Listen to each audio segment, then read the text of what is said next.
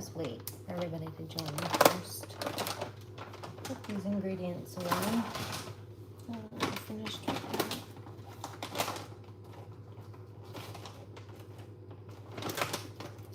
Goodness gracious.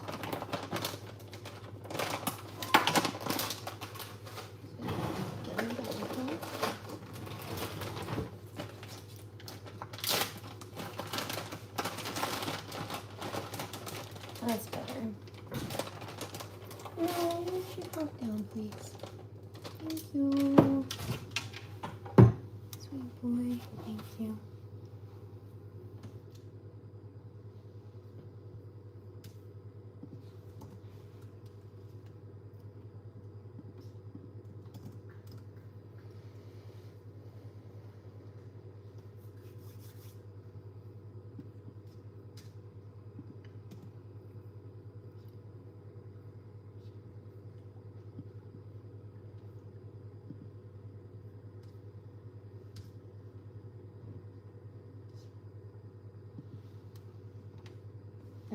No, don't be rude. I said no. Now I need to check and make sure you don't get hair in there. Come on now. Unnecessary. We're good. Don't do that.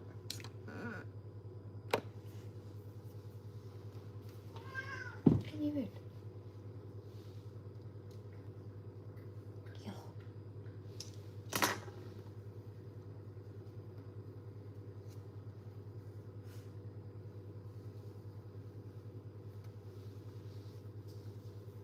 Okay, ready, gang? 1930, a middle-aged woman named Gim Soo-jin walked into her farmhouse in a small village called Bibong-myeon, in what is now South Korea. She had spent the whole day working outside on the farm, and now all she wanted to do was grab some water, sit down, and finally just rest for a second. But before she could do any of that, she heard a knock at her door.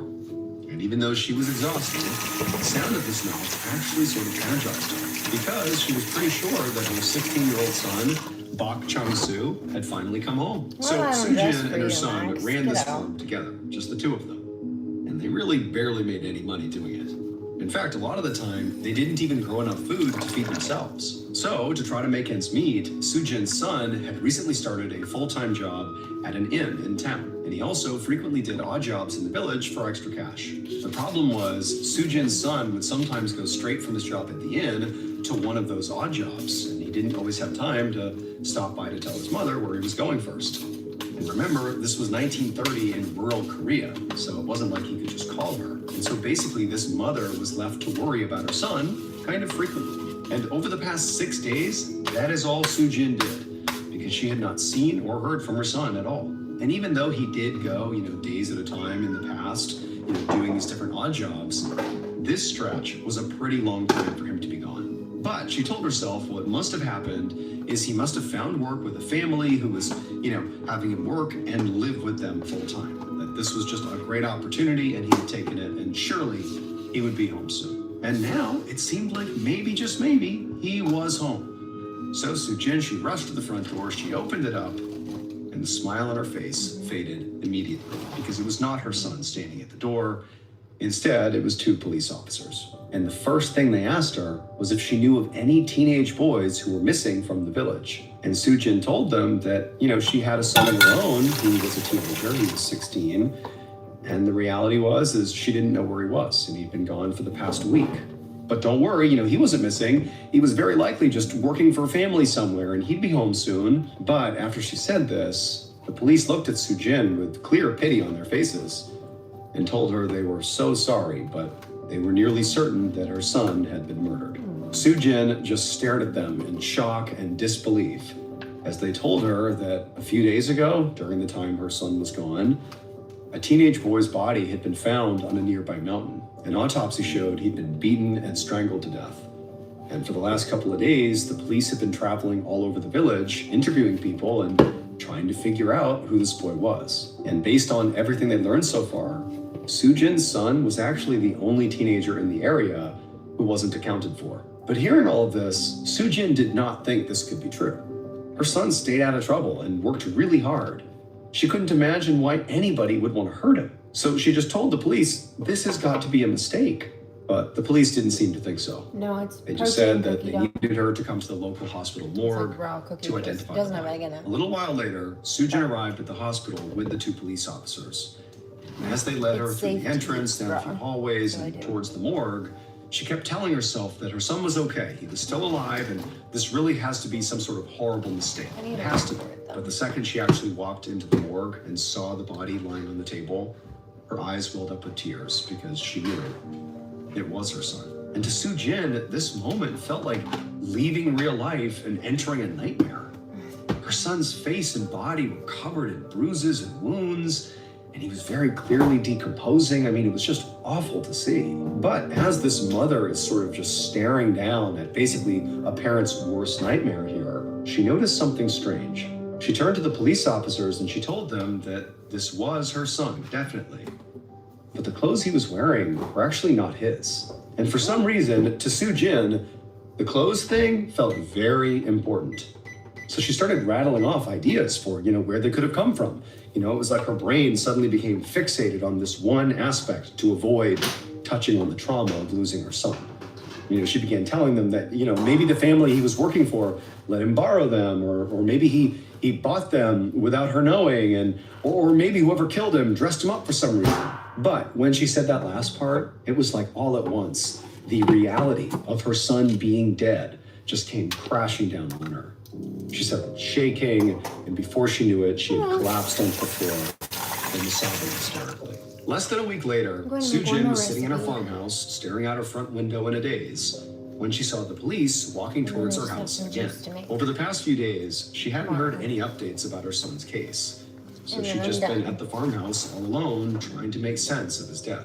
But now, Sujin sees these officers, and so she goes right outside and she meets them and she asks them, do you have news for me about what happened to my son? And they tell her that she was likely going to have to sit down to hear this. Sujin figured it couldn't be worse than finding out your son's been murdered, so she said, okay, let's go inside. And so they went inside the farmhouse, they sat down, and then the police told her that they figured out who had killed her son. They told her they had not 1, but 2 people in jail right now who had both issued full confessions. Both of these suspects were people that Sujin's son, Chung-Soo, had worked with at the inn in town. One of them was a young man and one was a young woman. And apparently, Chung-Soo had gotten involved in the woman's personal life. She was having an affair with a married man, but was planning to run away with a different man from the village soon. And Chung-Soo had told the married man about it. When the woman found out that Chung-Soo had done that, she was furious. So furious that she conspired with her co-worker, the young man, the other suspect, to lure Chung-Soo out to the mountains under the guise of gathering wild vegetables. And then when they got there, the man and the woman beat up Chung-Soo and then strangled him to death. This had all happened on the first night that Chung-Soo had left the farmhouse. So over that 6-day period, he pretty much went out and immediately was killed. And so over those 6 days, he was never, living with a family and working for them. He was just dead on the mountain the whole time. The police told Sujin that they had charged both suspects with murder. But after hearing all this, Sujin still had one question. What about her son's clothes? Was there anything in the suspect's confessions about that? But the police just shook their heads, no, and said the clothes didn't really seem relevant to the case anyway. And this time, even though Sujin, did feel like the clothes have to mean something, she didn't argue or even, try to come up with other theories about the clothes. She just sort of accepted what the police had told her. As horrible as it was to know that her son was murdered over something so petty, she was at least glad to know that his killers were behind bars. Sujin eventually got her son's body from the police, and she was able to bury him in the local cemetery. And then after that, she did her best to try to move on, but she never could.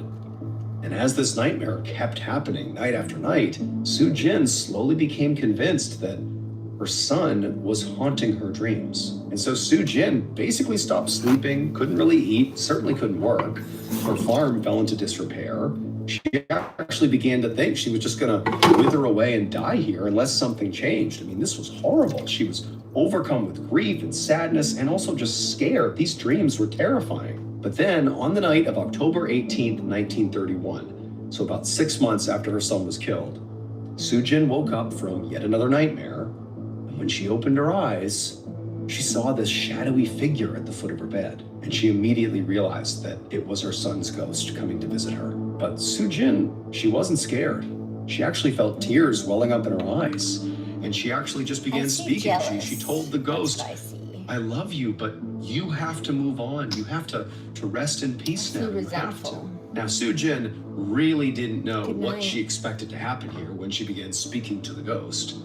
But what did happen was definitely not something she would have considered, because suddenly the ghost opened their mouth and they spoke. And what the ghost said changed everything. It would turn out Chang-Su, Sujin's son, had been viciously attacked by that man and woman up on the mountain. They really had beaten and strangled him and left him for dead. But he didn't die. He survived the attack. And when he came to, he fled the area because he was fearful if he went back home, they would finish the job. They would attack him and kill him. So he didn't have a chance to tell his mom that he was basically on the run. And so for 6 months, he's living in random towns, doing odd jobs to survive. But eventually, 6 months in, he misses his mom, he misses home, and he goes back and he walks into a room in the middle of the night. He is the ghost.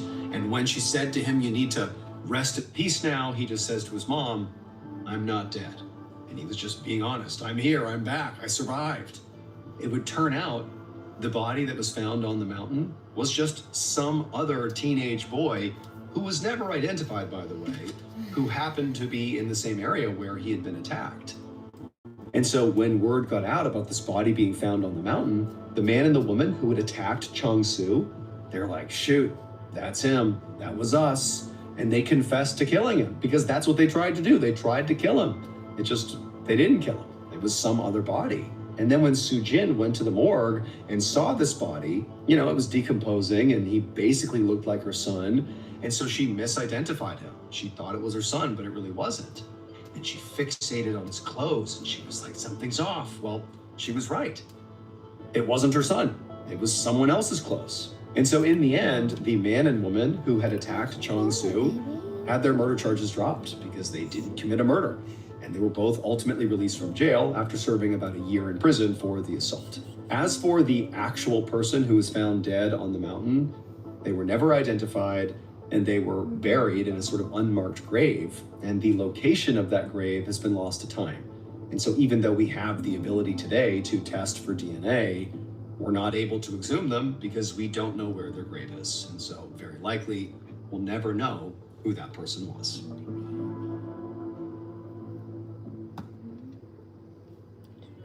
Thank you so much for watching. Let me know what you thought of today's episode in the comments. And remember, we have hundreds of videos for you to binge right now.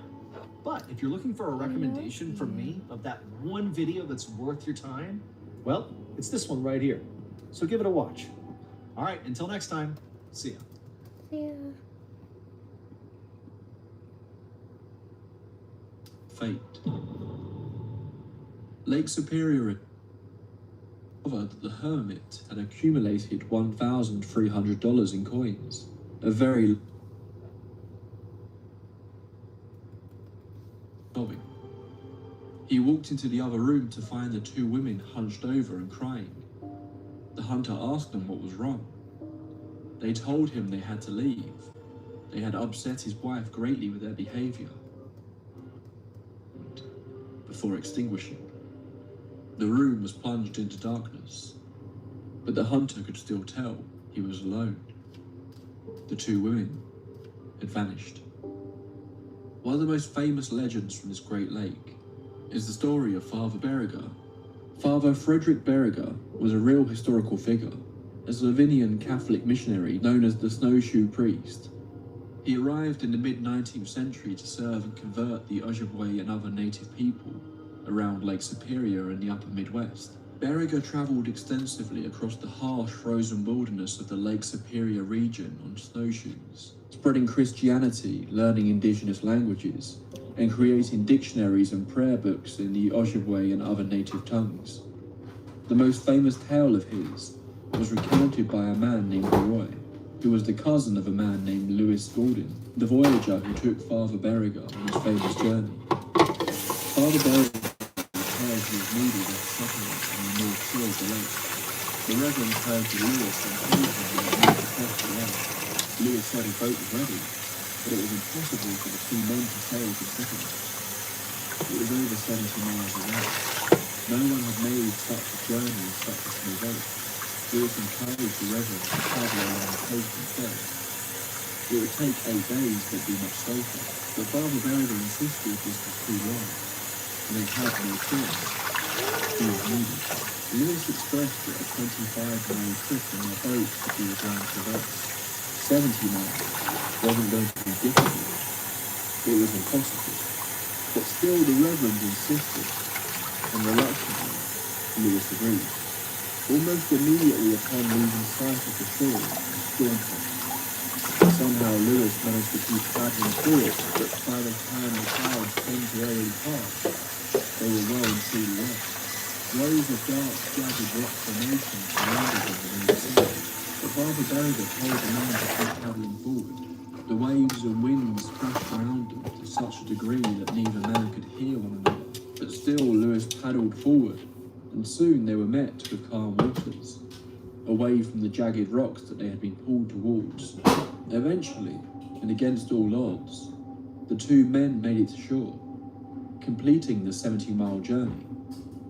Father Berger turned to Lewis and said, "Did I not say I was called across, that I must go and thou wouldst be safe with me?" The two men prayed, cut down a tree and placed a cross where they had landed. Over the years, this cross has remained, although it has been replaced numerous times. Just to the northwest of Madeline is a small piece of land called Hermit Island. The first recorded white settler of this island was a man named William Wilson, a man who had been expelled from his community in the 1850s after a battle with John Bell, a character that terrorized the Madeline Islands. Wilson began to live a quiet life of solitude, crafting barrels for the fishing industry to provide an income. One day he agreed a deal with a resident from the nearby Oak Island, a man named Benjamin Armstrong, to purchase a barrel of whiskey. When Armstrong helped Wilson to get the barrel back to his home, he pulled out 4 bags of coins and handed them to Armstrong, asking if this was enough to pay for the whiskey in his service. Armstrong said that it was actually too much and handed some back to Wilson. Wilson, a man who clearly had issues with this sort of thing, asked Armstrong if he would do him another favour and help him count the money that he had. Armstrong was shocked to discover that the hermit had accumulated $1,300 in coins, a very large sum of money for that period of time. Some years later, Armstrong would raise the alarm. He could see Wilson's home from his own, and he had noticed that despite it being winter, he could not see the usual smoke rising from the house. Wilson hadn't been seen by anyone for 2 months, and when a group arrived on the island, they found his body on the cabin floor. It appeared he had been murdered. They searched the house but found only $60 behind a clock in the home. There was no sign of the rest of the money that Wilson would hide around the cabin and in his clothing. Treasure hunters spent years digging up the island, desperately trying to find Wilson's riches, but no sign of them were ever found. In 1890, the island was taken over by a wealthy man named Frederick Prentice, who established a quarry for brownstone and housed 100 workers on the island. This seemed to disrupt the spirit of Wilson. Frederick had created a grand, beautiful home for him and his wife, but his wife spent one night on the island and refused to return ever again. Her reasoning for this is unknown. Rumours of sightings of Wilson's ghost have been made over the years. Strange lights in the forest, voices that carry through the trees with no obvious source. Frederick's home became a resort. It was repeatedly destroyed by some unknown vandal, before finally being burnt to the ground. The island is now a protected site, and nature has regained control of it, meaning that Wilson's spirit has the place to himself once again. In 1882, Horatio and Abigail Adams Seymour moved into a beautiful home that overlooked Lake Superior in Marquette, Michigan. Not wanting their children to become too involved with the local society that they looked down on, The couple built a cabin at the base of Sugarloaf Mountain. There they would take their son and daughter during their summer break from school, far away from the locals. Obviously, Sugarloaf is near However, here. they didn't shield them well enough, know. seemingly. Their daughter Mary grew up and fell in love with the caretaker of the cabin, a 55-year-old French Ojibwe man. Obviously, the parents did not approve, and said that if the now 20-year-old Mary went through with the marriage, she could never return home. Mary, very much in love, left Lake Superior. She would return, though, in 1905, to care for her dying parents. Years later, after all the participants in this tale of forbidden love were long deceased, the cabin fell into the care of a man named Stuart. Stuart had been repairing the old cabin late one evening, when he decided to stay the night, rather than making the trip home in the dark. Stuart had no reason to be scared of the cabin. He had never heard any strange stories about the place.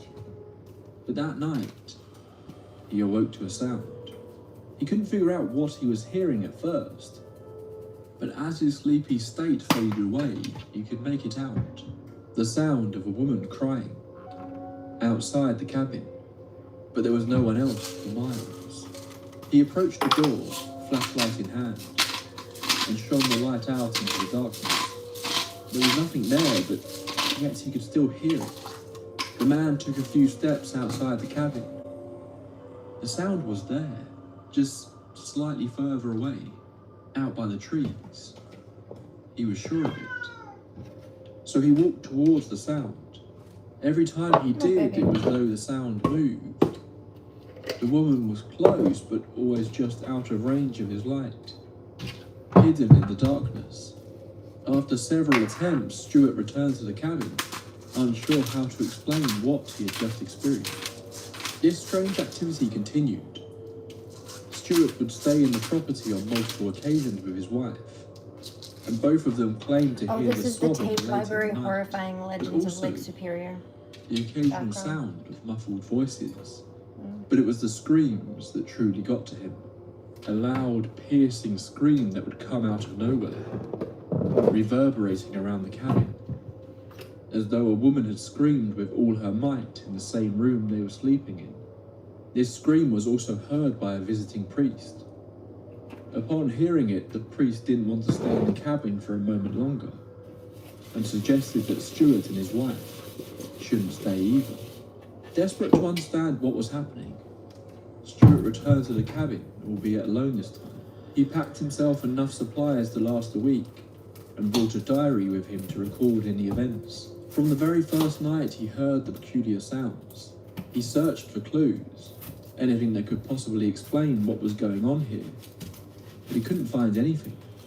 On the final night, Stuart was sitting in the front room when he heard footsteps outside, crunching through the grass before unmistakably walking onto the decking outside the front door. The door he was sitting right by. Stuart jumped up to open it, but found no one there. But then he could hear the voices again. He was sure they were coming from just down by the lake this time. He followed them, but yet again there was nothing. As he reached the lake, the voices were replaced by the more familiar sounds of the sobbing woman. Stuart was kept awake by her cries all night. He scribbled down all of his experiences and put his diary in his backpack, deciding he had pushed his luck enough in this place and wanting to leave at first light. But when he returned home, he opened his pack to discover his diary was gone. He retraced his steps, but never found any sign of it. That's wild. Years later, in the late 70s, a group of students decided to hike through the forest and spend the night at the now abandoned cabin. But the night they slept there, the roof began to sag as a downpour of rain hit. The roof was already covered with snow, and the weight of all the water was proving too much for the dilapidated structure. Several of them pitched a tent outside instead, worrying about what might happen. But 3 stayed inside. Sure enough, the roof gave in. 2 of the students made it out, but 1 wasn't so lucky. The students rushed to get help, but by the time they returned, they found the cabin a smouldering wreck. A fire had somehow broken out. bringing to an end the story of the crying cabin. Of course, as with any body of water, the most haunted places are always apparently the lighthouses, beacons of hope and safety that seem to draw in not just ships, but the unexplained as well. Maybe even spirits from the beyond. It's hard to pick a lighthouse on Lake Superior and not find a ghost story. One of the most well-known haunted spots is the Two Harbors Lighthouse in Minnesota. Commissioned back in 1892, it's still operational, but now hosts a bed and breakfast. Stories of strange activity has always been present at this location, but the most detailed record comes from the early 2000s from Jeanne Hatch, a member of the local historical society who stayed at the B&B with her husband and her in-laws. Within a few hours of falling asleep on the first night there, Jeanne was awoken by a strange noise. Pots and pans banging from down in the kitchen, then the sound of someone cutting food with a knife. Well, She guessed it was the lighthouse keepers, up early to start their shift and preparing a quick breakfast. Assuming it was early, but thinking it likely wasn't long until she needed to get up, Jeanne walked over to the curtains to open them. She was met with the inky blackness of the night. Jeanne turned to the clock. She was shocked when she realised it was only 3:45 in the morning. Who on earth was preparing food so late, and with such little regard for the other guests? Frustrated, she tried to ignore it and flew back in bed, and for good she had outside. In the room was dark. She wasn't sure what it was. And then the flashlight from the table on the other side of the room just fell to the floor unexpectedly. That morning at breakfast, she told the other guests about the noises. But when she saw the keeper, she said she had arrived at 7 a.m, not 3:45. No one else had heard a sound. The keeper seemed hesitant to talk about it, simply stating that it wasn't her. That afternoon, Jeanne and her mother-in-law were sitting in the kitchen talking, when one of the mother-in-law's hooped earrings seemed to suddenly jump from her earlobe and fall to the floor, almost as though someone had unattached it. Strange, but not anything that bizarre. But later, as they went to go and walk up the stairs, the other earring did the same.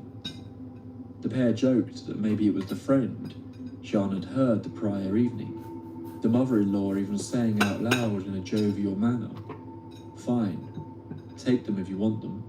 She put the earrings away for the night, but in the morning, they were gone. She never found them again.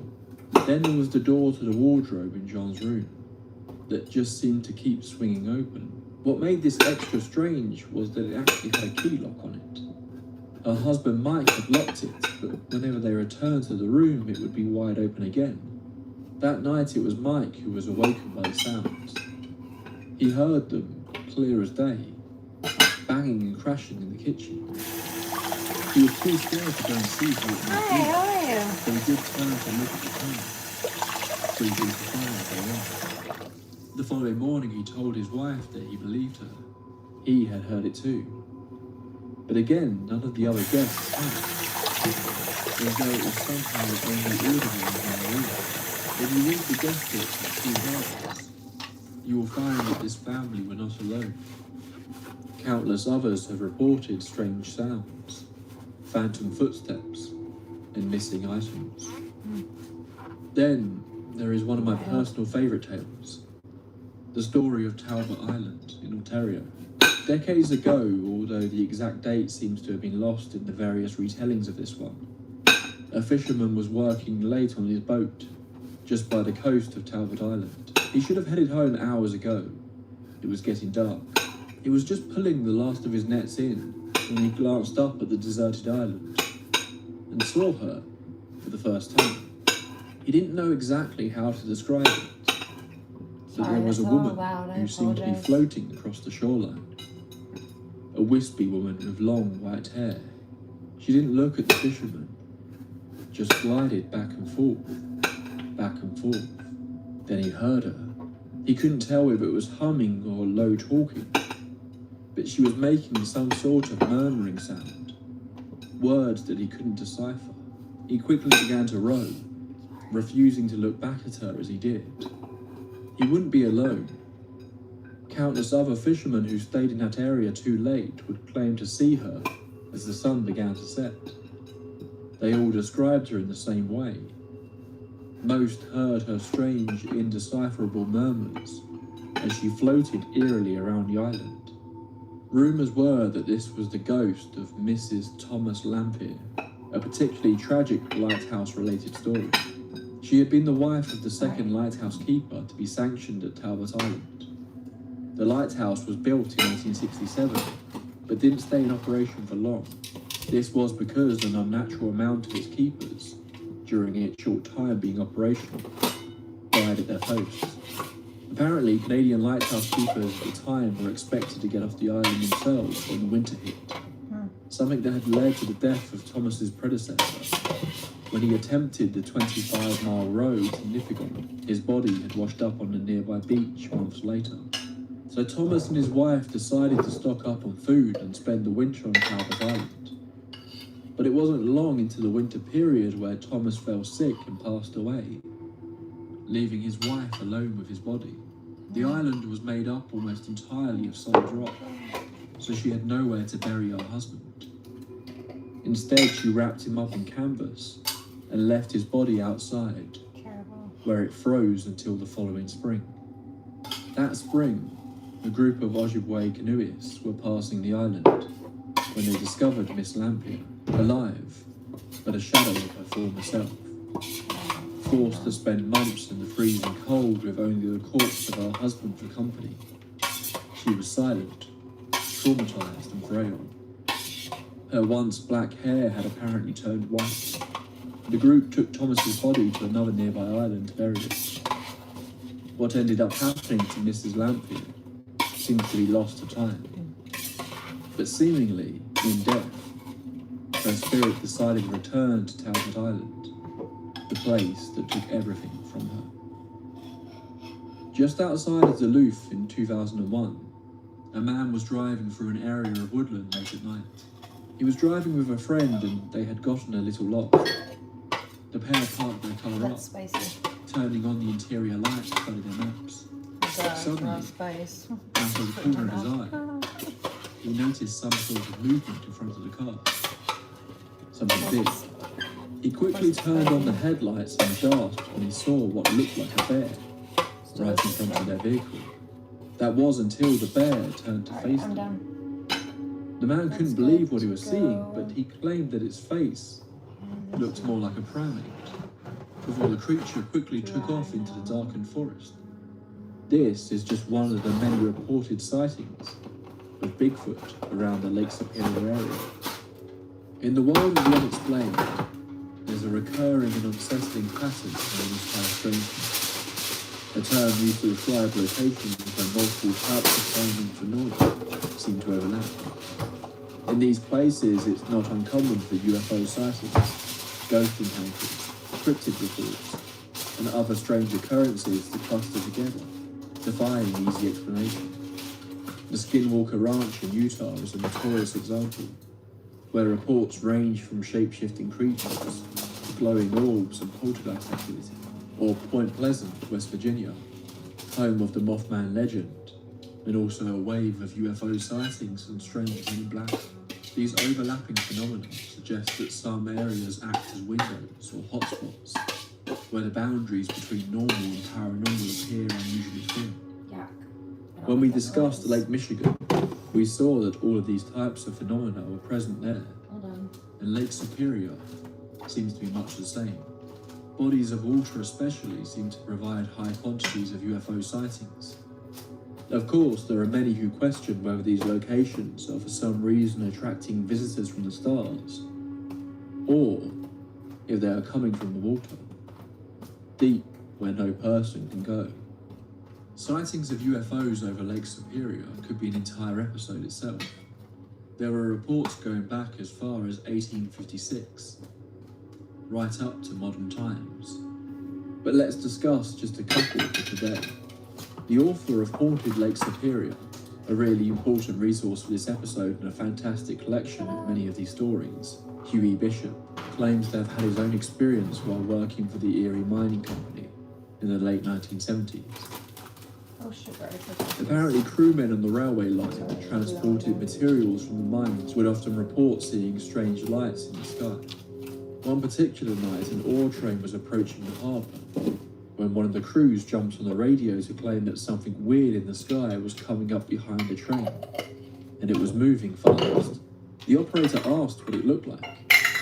The man on the other end of the radio was audibly scared, claiming he couldn't see anything, just a bright light. The lights hovered over the front of the train, keeping speed with it as it moved, leading to a terrifying and confused conversation on the radio as the train crew desperately tries to get advice on what to do in this whole situation. They had no idea what was going on, but all were that it meant like hell. The workers at the dock were waiting to unload the train for a crystal roll big job. Then they saw what they thought were the headlights of the train coming over their head. It didn't take them long before they realised it wasn't the train at all. It was a rounded light in the sky. The light moved over the dock area before shooting off over the lake.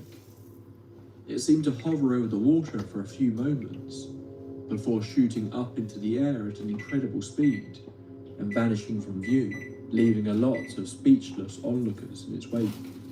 Then there is one of the most famous unexplained mysteries to come out of Lake Superior. It was a cold and quiet night over Lake Superior, November 23rd, 1953. At Kinross Air Force Base in Michigan's Upper Peninsula, the calm was broken when radar operators spotted something unusual in the sky near the US-Canadian border.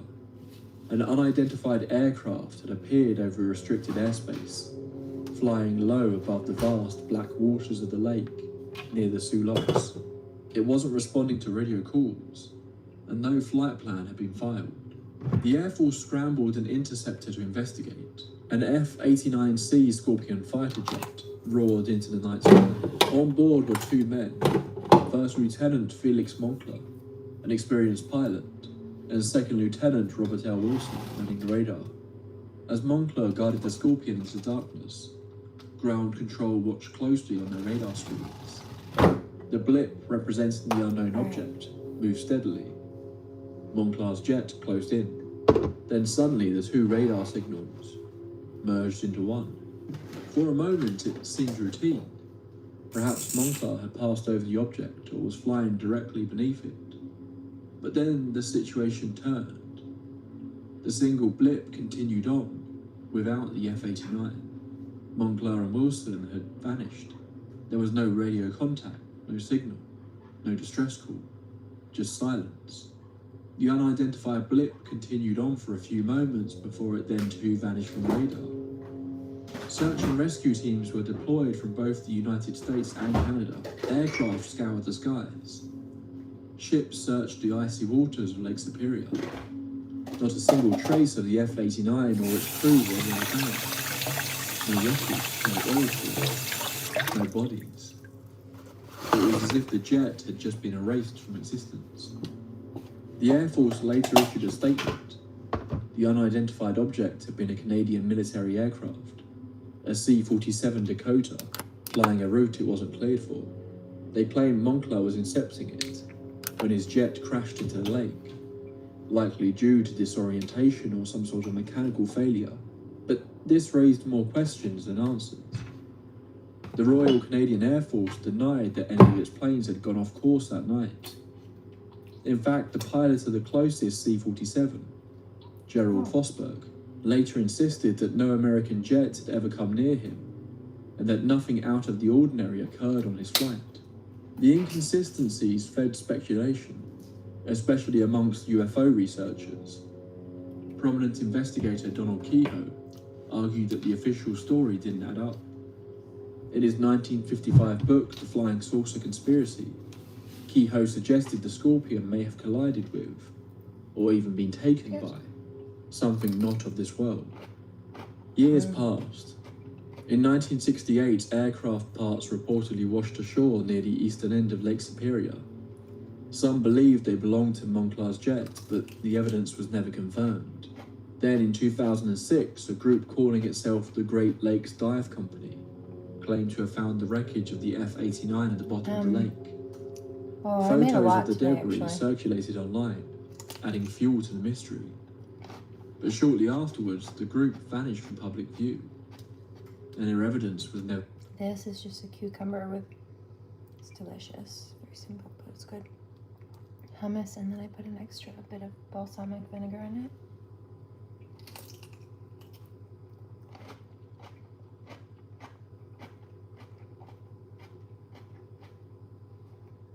But earlier I made raspberry jam, and then also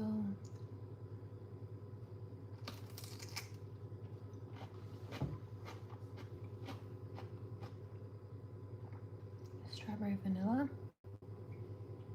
I also made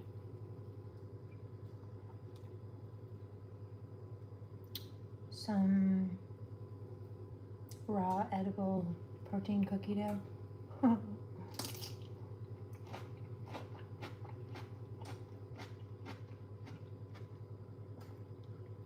made a bunch of stuff.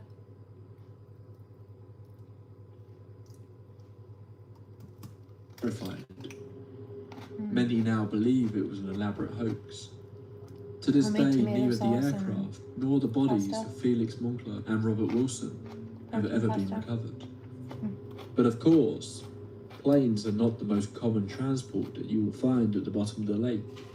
As I've already mentioned, hundreds of ships have been taken by the darkened waters of Lake Superior, and many of their crews were never seen again, preserved deep underwater in its icy clutches.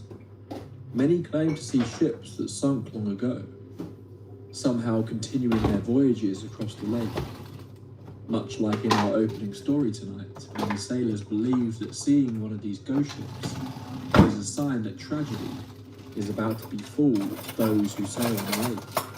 One of the most famous of these returning visitors is the Bannockburn, a steel steamer that vanished in 1902 just off the coast of Michigan. Curiously, the ship had been spotted by the captain of another nearby ship. He turned just for a moment to look at his navigation, and when he looked back up, the Bannockburn was just gone. The captain initially thought that the ship had simply sailed into one of the intermittent patches of fog on the calm waters that day, but soon after the remains of the ship were found, along with a single life jacket. The full ship, however, was never seen again. The captain that saw it that day believes the only possible way it could have sunk so quickly is if there had been an explosion in the boiler room.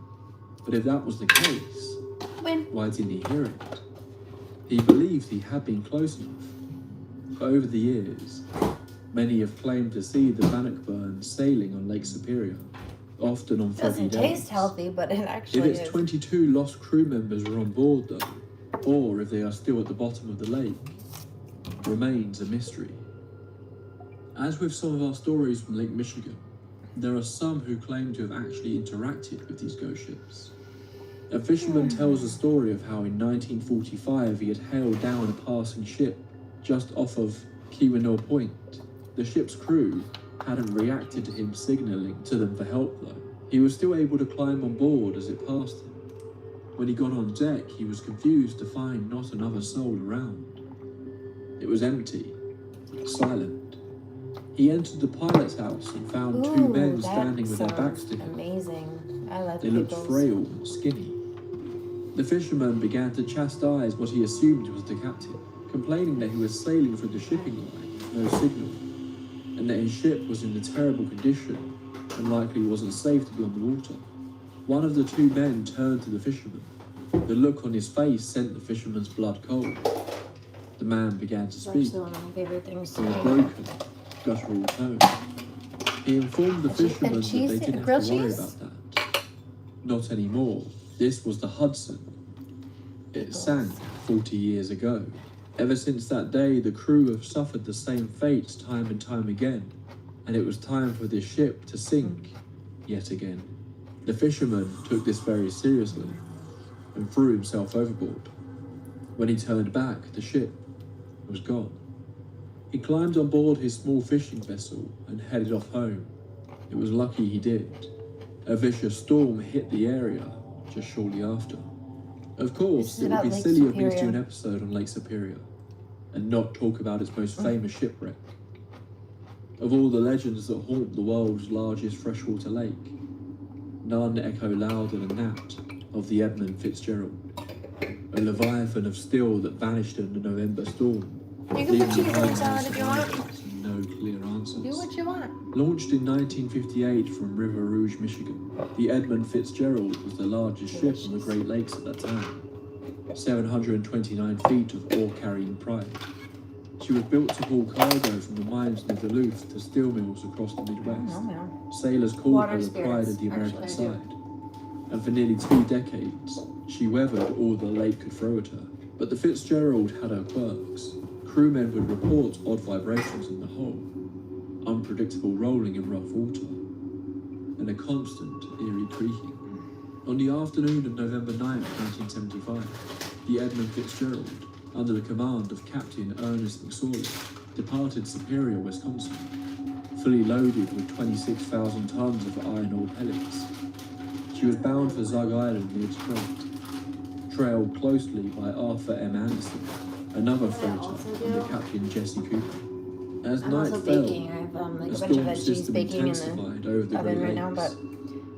By morning, I take it dates droned and then to I full stuff gale. them with peanut butter, Winds usually howled almond to over butter. 60 miles per hour, and waves swelled higher than 25 feet, some say over 35.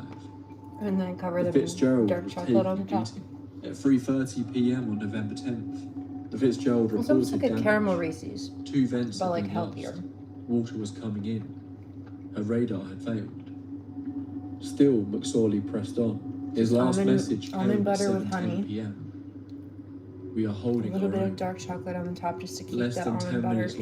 later, she vanished from the and then a Amethyst date. radar. No distress calls, So there's no no flares, no wreckage on the surface. All 29 men chemicals aboard or were just anything. gone.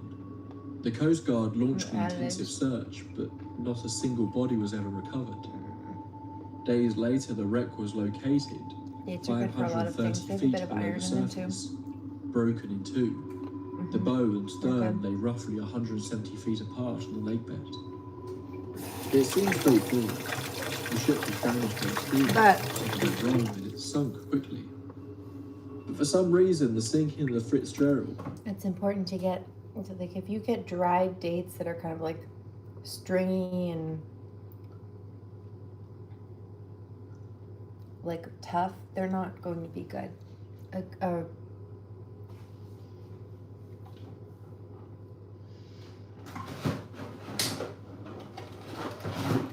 brand new pack of them actually.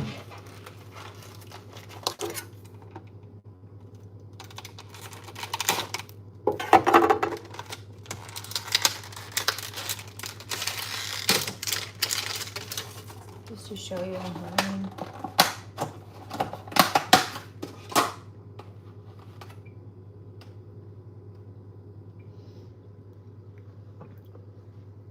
If a date is too dried out, like it's sat on the shelf or something too long, it's not going to be good comparatively. But if it's not, it's very soft inside. It's like squishy, like caramel, and it tastes almost like brown sugary kind of caramel. Nature's caramel. Is it up to date? sparks people's imaginations more than any other sunken ship on the lake. Some believe the Fitzgerald hit a shoal or took on too much water through the damaged hatches. You are trying to Others kick your think a body of massive processed wave sugar, but you still crave sugar. Try dates, but make sure they're soft. Or you can soften them and make them into recipes. Date cookies are good.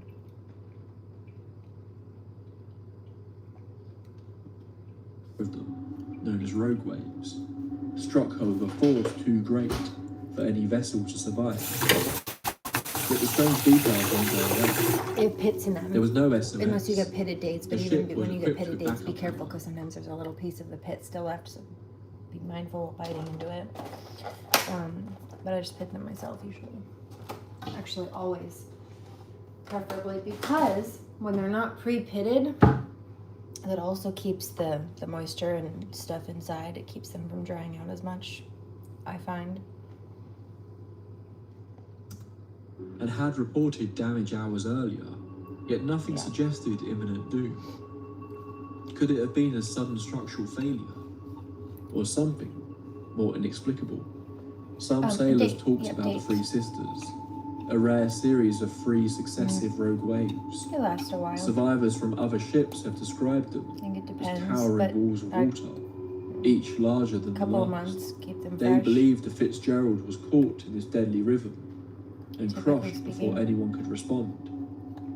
An old legend among local Ojibwe communities tells of the great water spirit, There must be growing an angry when enzyme the or depths something of in the them stern. you can't handle. Some believe the constant Wow. gouging of the lake bed for ore I met somebody stirred one something time ancient. who was And then the allergic to like everything, unless it was steamed. Like fruits and vegetables, he was allergic. Oh, I got chili oil on my hand. To fruits and vegetables because unless they were steamed, because something about steaming them, I guess, broke down or destroyed the enzyme that he was allergic to in them. I don't know. I'd never heard of that before. I've still never heard of it again, actually. That's Beryl what he was said. taken as an offering. Then Really? there's the theory whispered by fringe researchers, interesting. suggesting the ship slipped into a Isn't that dimensional odd? rift Something about the enzyme. caused by Never heard of electromagnetic that. anomalies in Must Lake be- Superior. It's the Maybe same it's not theory rare, that's but been I've never floated for plane heard of it. disappearances over Lake Michigan. A If weak true, immune the system. Fitzgerald He may had not be gone. really pale skin and like bleach blonde hair, and I always wondered, like, I don't know, yeah, on a health basis, sometimes there's genetic predisposition, often like very light skin and pale hair are indicator of a specific cultural background or genetic background, and sometimes those can have predispositions to things. Elsewhere, Actually, you'd be surprised. Most Viking scenes are painted or depicted with blonde-haired, blue-eyed Vikings, right? But actually, historically speaking, it was very uncommon, comparatively speaking, to see a blonde-haired person, and they would even do things like coat their hair in some kind of animal's urine to try to bleach, like the ammonia in it, to bleach their hair in some cases to lighten it. But it was not common to see people there traditionally. They had dark hair or red hair, usually, commonly Vikings. Brown hair, red hair. although I'm unsure how that squares with its wreckage under the lake. Then there are those who claim to see the Fitzgerald, or in some cases at least, feel the great ship, long after its destruction. None have felt its presence more than Coast Guard Captain Jimmy Hobart, who sailed with his crew for the wreckage on the fateful night the ship vanished. They waited there for 3 days and 4 nights, unable to do anything but watch for wreckage or bodies to surface. All they found was a life ring and a light. 6 months after the tragedy, he returned so his ship could serve as a base for the underwater photography of the wreck. While there, they were hit by a huge storm. The winds blew so hard that the buoys around the ship were pulled so deep under the lake that they resurfaced, crushed by the pressure. They remained there for days as an unmanned submersible took photos, revealing the wreckage of the Fitzgerald, but no bodies. Captain Hobart thought this would be his last connection to the Fitzgerald. But years later, he was tasked with helping 3 ships through the ice at Whitefish Bay. They found themselves stuck there one night, just 10 miles from the Fitzgerald's final resting place. The captain's ship had a dog on it, a black Labrador that had been out on many trips on the lake by this point. But that night, the dog acted strangely. The normally confident and attention-seeking animal was scared to enter parts of the ship he would normally run around, instead choosing to stay in the corner of one room, cowering, whimpering. That morning, as light came up, the captain tried to figure out their position. The ice had shifted overnight, dragging them miles as it did. Sure enough, they now sat right over the top of the wreckage of the Fitzgerald, once again.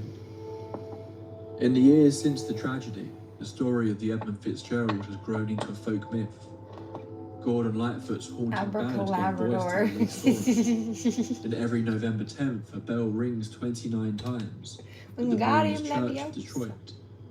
Once for each man lost, and on some occasions once more, for all those who have died on the Great Lakes. But still, the lake keeps her secrets. Beneath the mirror-black surface where the pressure would crush bone, and the temperature never rises above freezing, the broken bones of the Fitzgerald sleep in silence. Some say she still sails, just below the surface, a ghost ship crewed by phantoms. Others say she's gone for good. But if you find yourself on Lake Superior on a cold November night, when the wind screams and the sky turns black, listen closely. I bet it did, Damien. You might hear a whisper of steel. Yeah, I like the way you said that. Or a Freaked me the fuck out, it did. Words. We are holding our own. That's adorably perfect. That's all for this entry into the tape library. I really do enjoy these episodes I when feel I like get to I hear it explore in a single British. location and bring you a whole bunch of different tales from them. So where next do you want to go in this series? Let me know in the comments. The Tape Library Travel Show must continue. Again, I feel like I've only scratched the surface with Lake Superior. These are just some of the highlights I came across, but there are so many fascinating stories out there surrounding the Great Lakes. If you enjoyed this episode, please be sure to click subscribe so you don't miss out on any future episodes. If you are listening to the podcast, leaving me a review or even just a rating is... That was the tape library. Ready for some yoga? Let me check these. I'm not even close to done.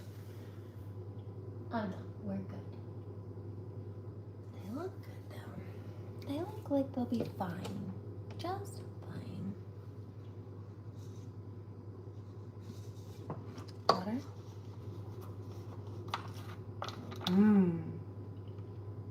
I think you told me that.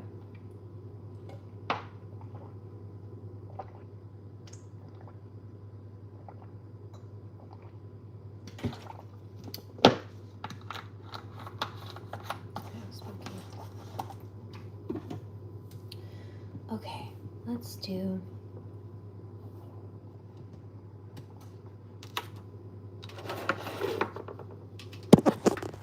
over here first.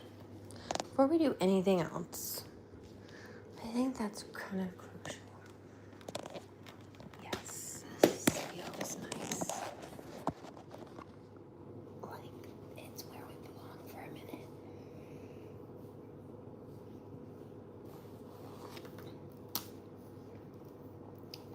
Okay.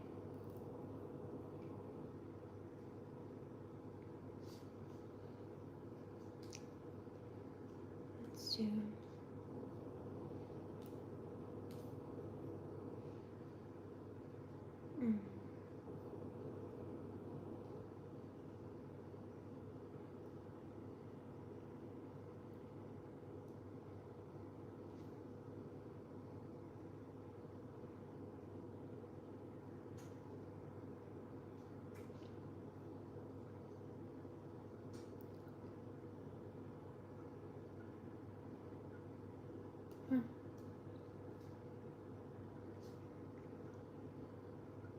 This just caught my attention.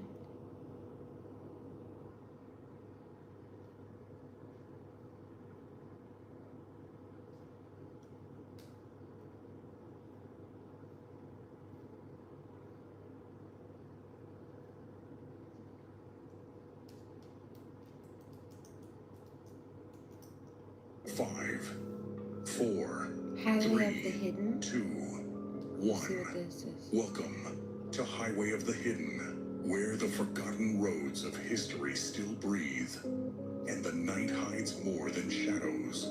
Here, the restless dead whisper in the dark, cryptids stalk the tree line, and conspiracies linger just out of sight. Every mile takes us deeper into the unknown, and every story carries a chill. So buckle up and join me as we take a ride down the highway.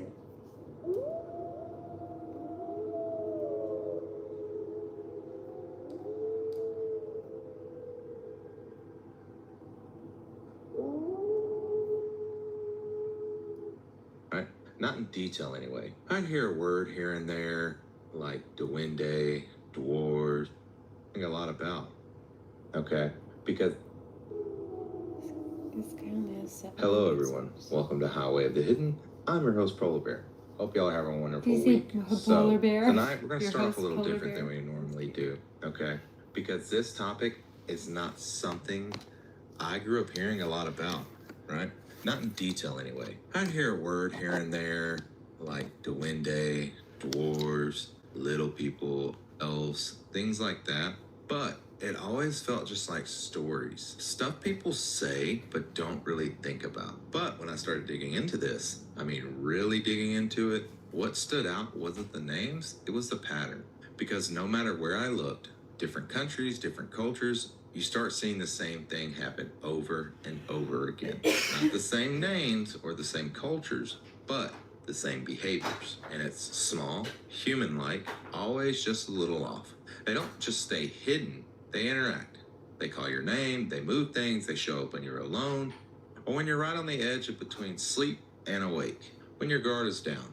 And sometimes they try to get you to move. And that's where this gets uncomfortable. How is this Because guy when you have line these 700 encounters subs? up, This is they a don't good act like animals. podcast They don't thing act like ghosts. far. They act like something that knows exactly Where did he when to start? step in. I want you to hear what Underrated. happens when people actually run into them. No labels, no theories, Let's see. just some stories about what had happened to some people. I was scrounging the internet for different types of little people, duende, dwarf encounters. And when I found this one, it really just stuck with me.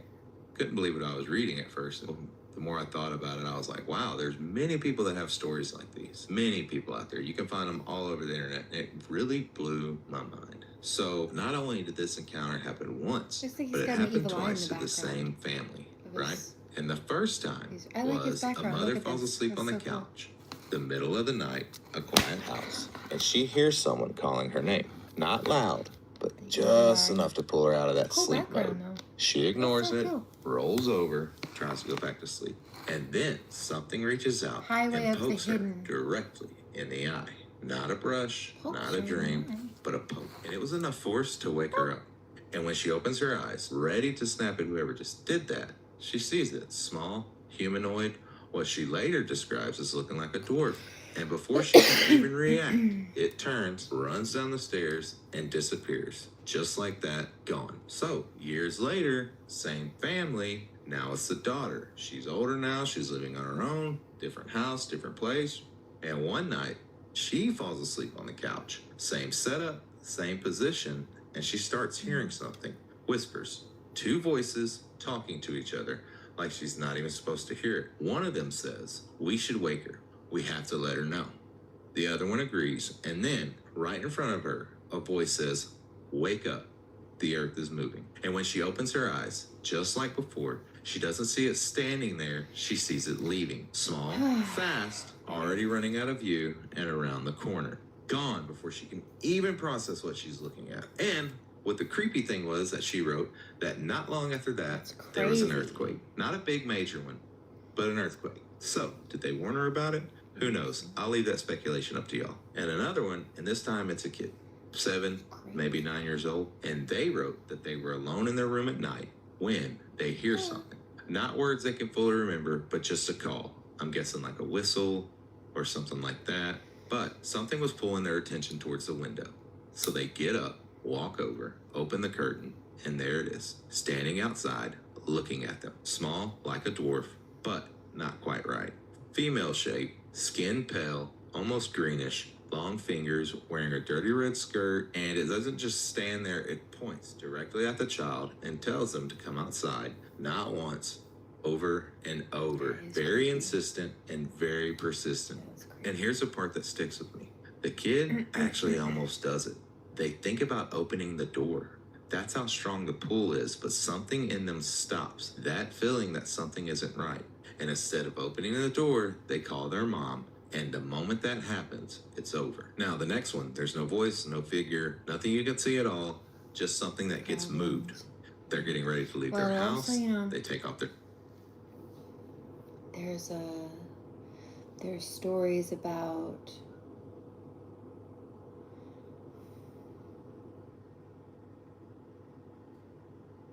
fairies stealing children and then replacing them with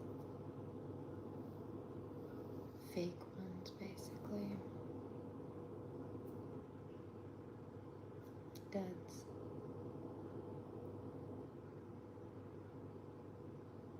So you have to into that lore. Glasses to change shirts.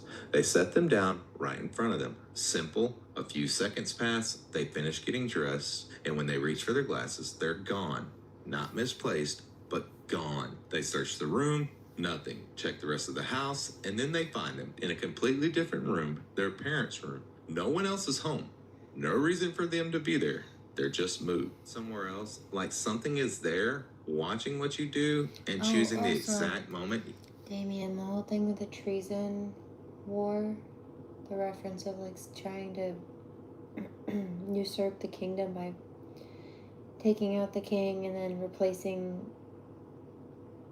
him with someone else, a regent king. It was somebody that was put in a position of power because like somebody else wasn't either available to or they were too young to or something, and it goes into the, I don't know if you were talking about this when you said that, but I got parallels about the hostage situation with my daughter when you were talking, when I saw that comment. Like, oh, that makes sense. Because they did. They try to control people, money, etc. Not looking Titles. to move them. This one was actually written by a buddy of mine. So this is his story. You were right. So there was no voices once again, no figures, just a house. And they were all outside at a birthday party. And the way he explained it was when someone had went, I guess, to go inside, all the doors were locked, all the windows were locked. Nobody had been in there playing a trick on them. And right then, they're all trying to figure it out. And his grandma says, it's absolutely duendes. No other explanation than that. They're playing a trick on them. And when you step back and you start to look at all this, you start to see it. The voices, the movements, the interaction, fairies, by things the way. being They're touched, called things being the moved. And sometimes, changelings. maybe it's you they're The trying to steel- move. All right. So, now that you've heard those stories, this is where it gets strange. Babies in Because leaves, when I started like laying fake- these they're out called next to each other, changelings. I wasn't looking for anything specific. I wasn't trying to prove anything. I was just paying attention to what kept showing up. And it didn't take long before certain things started repeating. The Not the lore. stories, the behavior. So the first thing that stood out to me was that they don't start with being seen. They start with being heard. A name, a whisper, a voice just loud enough to pull your attention. That happens before anything else, and that matters. Why? Because that means the interaction doesn't begin when you they see left them. the It spirit world more begins when they recently. decide to get your attention. And once they have it, then the choice becomes yours. Do you respond or do you ignore it? Do you And get evil up? spirit Do you causing go it, look? yeah. Because every That's single right, time that's there's a big moment time. where the person Or has to dark decide to person sending engage. negative energy Open the even. curtains, open their eyes, reach for something, step towards a door. In some That cases. moment right there, that's the entry point.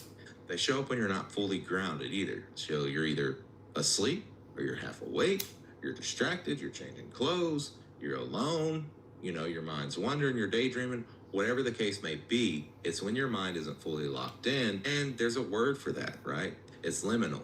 And it just means in Liminal between, space. not fully here, not fully gone.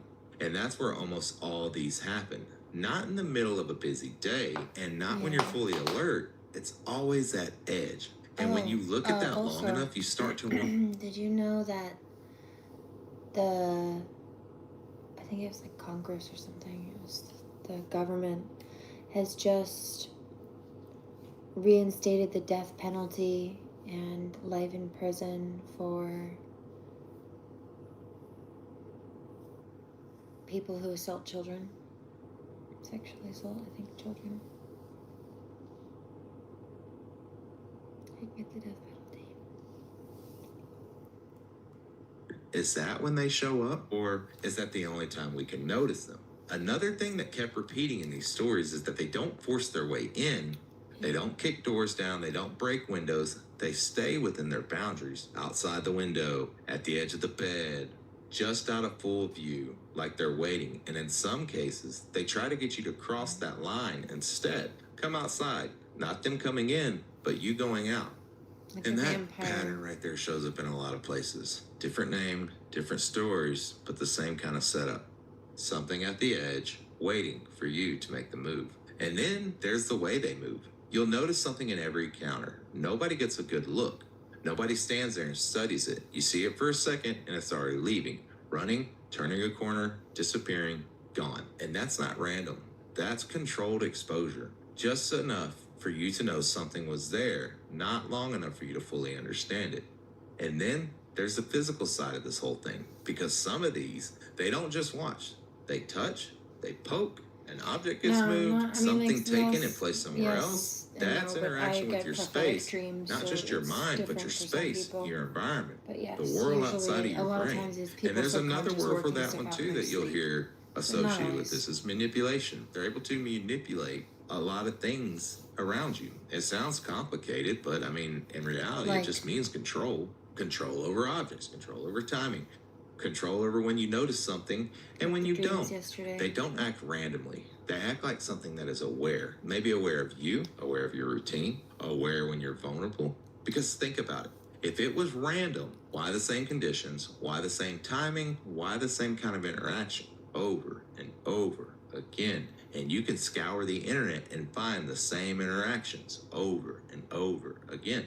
It'll be in different places, across different countries, across different cultures, but it's the same pattern. And I'm not saying that all these creatures are the same, okay? I don't want y'all to get it twisted. I'm not saying that, but I am saying this. Whatever people are experiencing. They can cross over, absolutely. I mean, like, it's like the Tower of Babel. A lot of times, it's not my religion, my belief system's right. It's that they're seeing the same thing or the same variation of a thing, but they have a language barrier. It's like speaking in different languages. Right? They might have different names for the same spirit, though. These creatures follow the rules. It calls first, it waits for a response, it stays at the edge, it moves fast, it interacts just enough, and then it's gone. And sometimes it tries to move you by either calling you to come outside or poking you or whatever it's going to do. Now, whether that's something watching, something passing through, or something that's always been there, that's where things start to open up. Because once you see the pattern, you can't really unsee it. And this isn't just one place, this isn't just one culture. This shows up in Spain, Mexico, South America, even in places you wouldn't expect. Well, no, different no. names, Sometimes different it's stories. not. It's like if somebody's doing dark magic or spell work or trying to manipulate the dream space, if you're spiritually tapped in, then you can absolutely use the dream space to connect. But sometimes dark people try to use it to hurt as well. You know. Think of it as like the devil thinks it's easier to attack you while you're asleep, while you're vulnerable. It thinks, not aware. Sometimes it's people's subconscious working stuff out, absolutely. Sometimes it's dark energy. But, once again, same behavior. And when that happens, you're left with two options. Okay, two options here. You either write it off as coincidence, or you start asking yourself why it keeps repeating. Because patterns, they do not happen by accident. All right, so now that you've seen the pattern, No, this is where prayer could things be start to stretch seen if you pray for even somebody further. and they pray for Okay, somebody's because healing or once whatever I it is. started That could be looking outside classified as into considered just white magic. What those Jesus few did to encounters, heal I could be started to considered white notice magic they were to in a different degree. places, Really. different cultures. I expected things to get messy with different cultures, different beliefs, different explanations, but that's not what happened. What I found was the same behavior, but wearing different names. In parts of Spain, they call them duendes.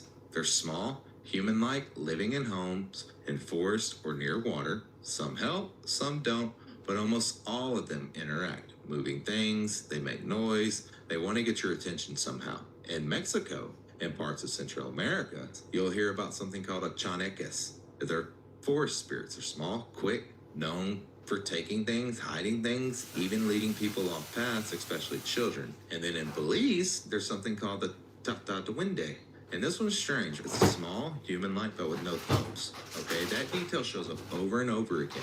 And people say it lures children into the woods, and it's same behavior, different name. But if you go to the Philippines, you'll hear about the duende, or duenda, however you say it. And they live in mounds, under homes, inside walls. Sounds more like gnomes. Some are good, some are not. But everyone agrees on one thing. You don't disrespect them, and you don't ignore them. Right. And you definitely don't invite them in. And when you start hearing the same kind of warnings across places that have nothing to do with each other, don't answer when something calls your name at night. Don't follow voices in the dark. Don't open doors or windows when something feels off. Don't take what's offered, and if something small is watching you, leave it alone. Don't go try to find it. Now, for me, here's where it gets a little more interesting, because none of these cultures sat down together and compared notes. They didn't build this together. These stories grew separately. Different languages, different histories, different people. But the behavior has stayed the same. And that raises a question, a simple one, but a heavy one, like why? Why do people in completely different parts of the world describe the same kind of thing, the same kind of actions, under the same kind of conditions? And if you really look at it, you can go back into Nordic time and they talk about dwarves, and they had the same type of behaviors. So they've been around for centuries and centuries, and like I said, different cultures, different names, but they all behave the same. And I guess you could say it could be like an archetype, something built into human thinking. And sure, we could say it's just a shared idea that a story that's been passed down from generation to generation that came from, people mingling together in like a melting pot type of way. Because it doesn't explain everything. Because stories don't poke you in the eye. Stories don't move your glasses into another room. Stories don't whisper to you and tell you something before it happens. And they definitely don't all follow the same rules this closely unless there's something tying them together. Now, I'm not saying all these are the same thing. I think what this is whatever people are experiencing, it behaves the same way. Maybe their cousin sort of way cryptid, I don't know. But they're all small, fast, aware, interactive, sometimes helpful, sometimes not. And always just on the edge. And once you start seeing that, you start looking at your own space a little differently. Your house, your room, the quiet moments, that feeling when something just feels off. Because most people, they don't think about this kind of thing until it happens. Maybe you'll have something happen, hopefully not, but if you do, you'll go back to this episode and be like, wow, maybe that's what it was. Because how many times has a noise in your house that you can't explain? Something moved, feeling like you're being watched. I've had that happen right here in my studio. Usually when I'm recording late at night, I'll feel like somebody's in the room with me. And it's weird, and I'll turn around and nobody's there. But, how many things in your house have you had move to a different room that you didn't put there? And when that happens, most of us, we do the same thing. We just brush it off. We'll tell ourselves it's nothing and go back to whatever we were doing. And most of the time, that's probably the right move. But every now and then, something lines up just right. The timing, the place, the state you're in, and that's when people start to have these encounters. Not all the time, not everywhere, but enough that the pattern keeps showing up. And the thing about patterns is, they don't need to happen constantly. They just need to happen consistently. And that's exactly what this is. So next time, feeling a certain type of way, check it out. Maybe it's nothing, maybe it is something. And the thing about all of this is nothing we talked about tonight felt random. I don't feel like it was scattered. I didn't feel like the people were making things up for no reason in the stories. They could have been, but I hope they weren't. But it does feel structured, like something following a set of behaviors, whether we understand it or not. Because when you strip away the names, the Duendes, the Chanakes, Duende, all of it, you strip away the names, you're left with the same kind of presence. Something small, something aware, something that knows how to get your attention. And maybe that's the part that sticks with me the most, because not what they are, but how they act.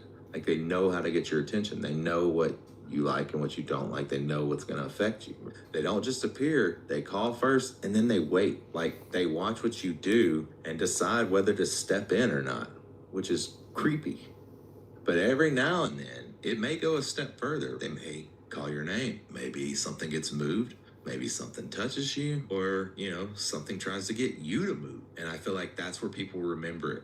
That's where it sticks, because it crosses that line from maybe into something that you really can't explain. And I'm not here to tell you what these things are. I don't think anyone really can, but I will say this. If there's something out there that follows these patterns, then it's been doing it for a very, very, very, very, very long time. Long enough to show up in different places under different names, but acting the exact same way. And if that's the case, then the next time you hear something call out your name or something feels off in a room, you might want to pay attention to one thing. Not what you see, not what you think, but what it's trying to get you to do. Because that seems to be where all this starts. And if you've had an experience like this, or you've seen something, or you've heard a story about something that's happened to someone, and you want to come on the show, even if you don't want to come on the show, send me your story and I'll read it out on the show.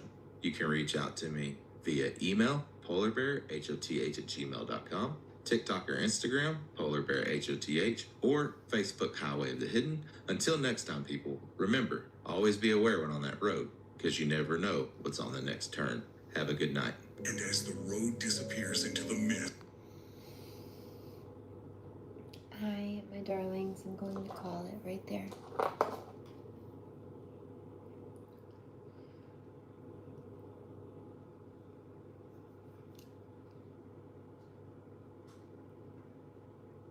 Please remember to pray. Do no harm. Take no crap. And I will most certainly catch you in the next one.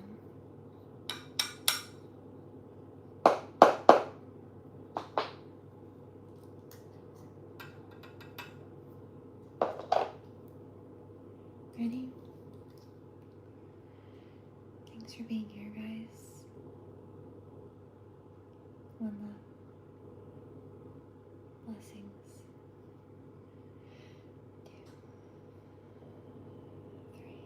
3. Cheers.